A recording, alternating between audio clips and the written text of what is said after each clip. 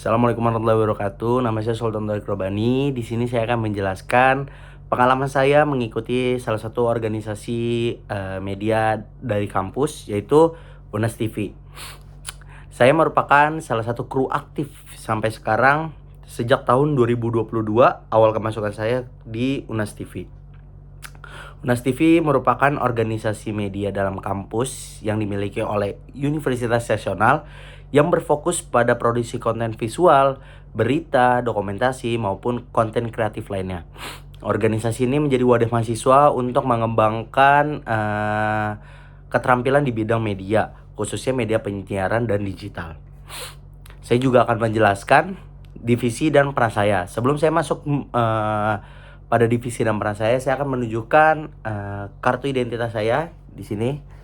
Sultan Taufik Robani. Saya merupakan kru aktif sampai sekarang.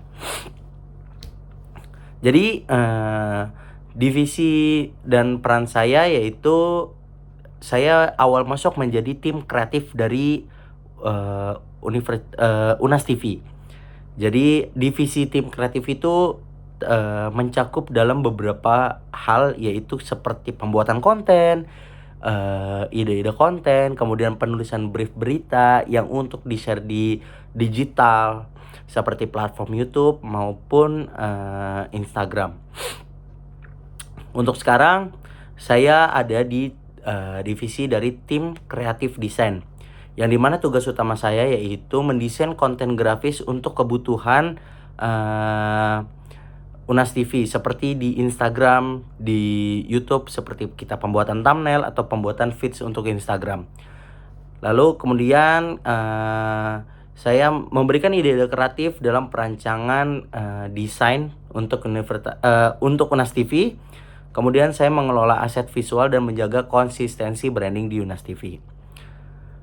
Kemudian saya akan menjelaskan pola komunikasi dalam organisasinya. Dalam UNAS TV, pola komunikasi yang digunakan adalah komunikasi organisasi formal dan informal, yang dimana formal dan informal ini mendapat 3 poin: komunikasi vertikal, horizontal, dan komunikasi digital.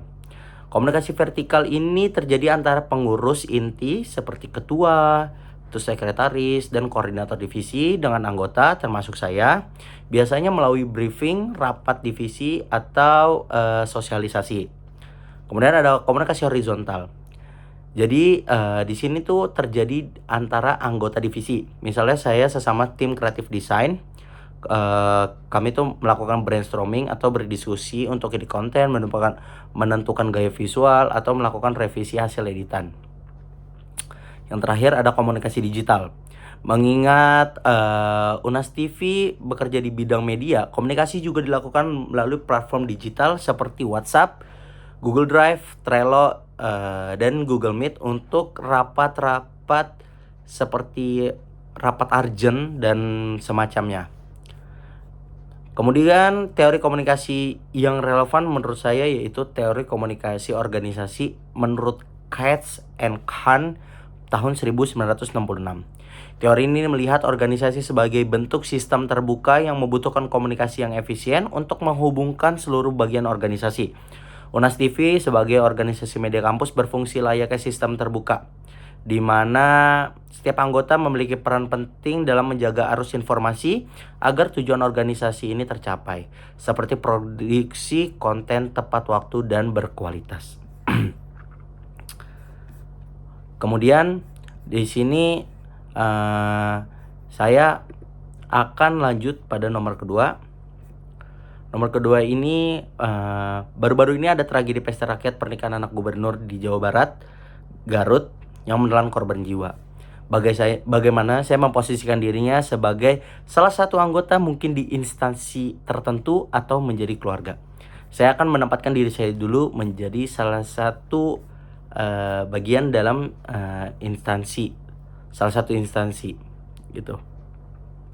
Jadi dalam menanggapi tragedi pesta rakyat pernikahan anak gubernur di Jawa Barat, Garut, yang menelan korban jiwa, langkah pertama yang saya akan lakukan adalah membangun komunikasi internal yang solid. Hal ini meliputi pembentukan tim krisis komunikasi terhadap pihak-pihak berwenang seperti Humas, hukum, dan keamanan untuk memastikan informasi yang dikumpulkan dan disampaikan bersifat akurat dan konsisten. Seluruh pejabat yang terlibat harus mengikuti briefing internal untuk menghindari penyebaran informasi yang belum diverifikasi. Kemudian, satu juru bicara resmi harus ditetapkan agar tidak terjadi inkonsistensi narasi saat berkomunikasi dengan media ataupun publik. Tujuan utama dari langkah ini adalah menunjukkan empati, transparansi, serta tanggung jawab atas kejadian yang telah terjadi. Sementara itu, apabila saya berada di posisi keluarga korban, komunikasi yang pertama kali saya akan jalin yaitu komunikasi internal.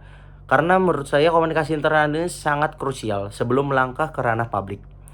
Keluarga harus duduk bersama dulu untuk menyepakati langkah hukum atau moral yang akan kita ambil.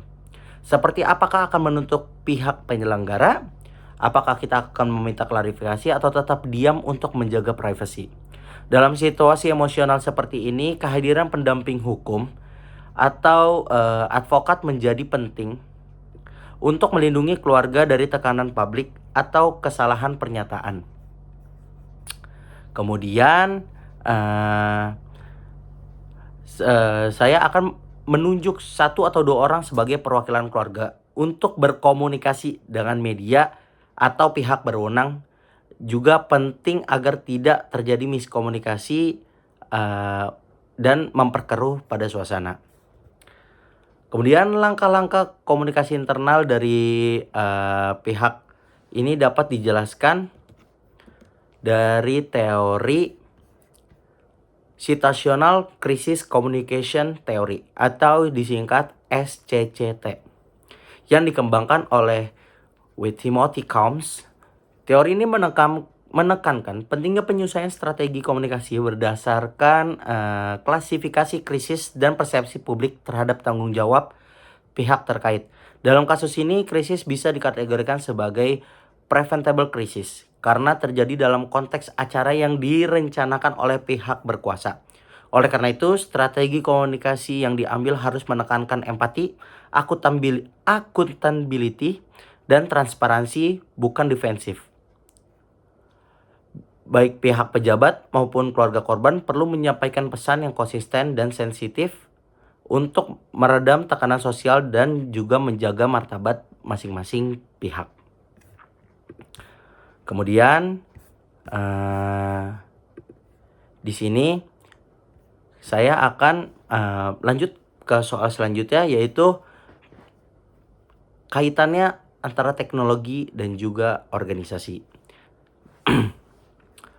Jadi teknologi itu memiliki hubungan yang sangat erat dengan organisasi. Dalam konteks modern, teknologi bukan hanya alat bantu, tetapi juga fondasi penting dalam mengelola, mengkomunikasikan, dan juga mengefisiensikan proses kerja organisasi. Teknologi mendukung otomatisasi pekerjaan, memfasilitasi komunikasi lintas jarak dan waktu, mempercepat pengambilan keputusan berbasis data, serta memungkinkan kolaborasi yang lebih luas melalui platform digital.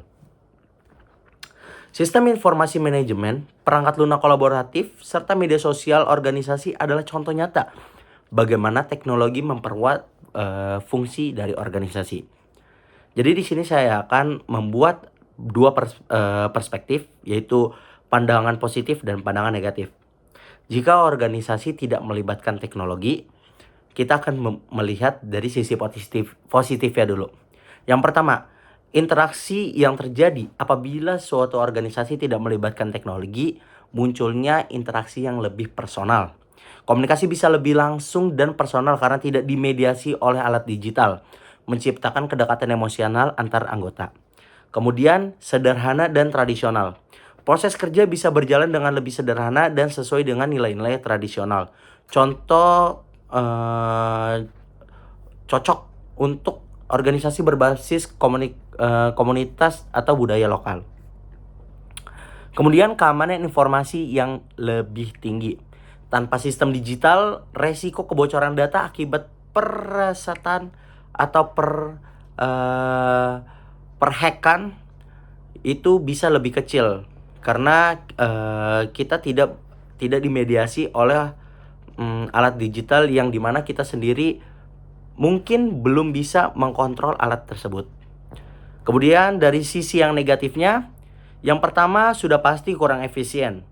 Karena proses kerja manual cenderung lebih lambat dan memakan waktu, terutama untuk pengelolaan data, distribusi informasi, dan koordinasi lintas divisi. Kemudian sulit bersaing.